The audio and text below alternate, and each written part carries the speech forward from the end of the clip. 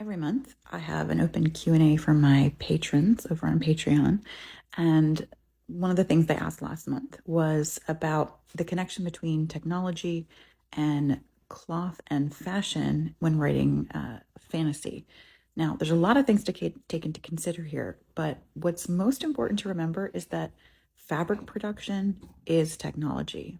Like literally the basis for computers was created based on a backbone of the jacquard loom and coming up with ways to create bigger and better fabric. One thing to keep in mind is that depending on your character's level of class, will determine whether or not they have access to it. Just like technology in the real world today, right? The first adopters of the iPhone were generally people that could spend that kind of money on an untested technology, and that did eventually change things because the foundational work of fabric development is technological. People willing to pay for those technological advances would have access to the more interesting patterns, the different kinds of weaving that could be done, the intricacies, the higher level and cost of materials. If your character is not as well to do and perhaps is sort of an adventurer, someone who is a thief, things of that nature, they're probably going to wear things like homespun or leather or even flax linen based clothing. These are things that can be made pretty much anywhere, providing that you have access to those materials. So it's always about economy and it's always about access to the supply chain.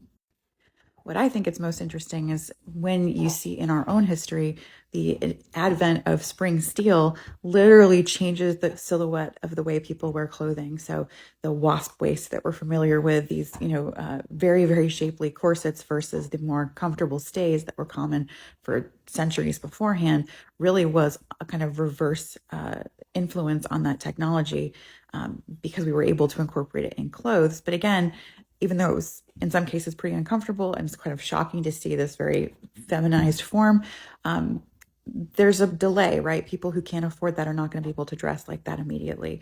So that's something that I always think about. And lastly, travel is really important.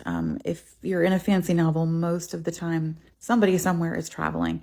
In that case, you really can't go wrong with things like leather, even though in our own world, there's all kinds of interesting thoughts on who should wear leather and what they were like. But also, thick woolens, things to keep you warm. Even the prettiest, most gorgeous clothing is not going to be super great. And if you're out there traveling in silk, probably going to get ripped and fall apart pretty quickly. So remember, advances in fabric development are advances in technology. And just have fun with it. That's the best advice I can give.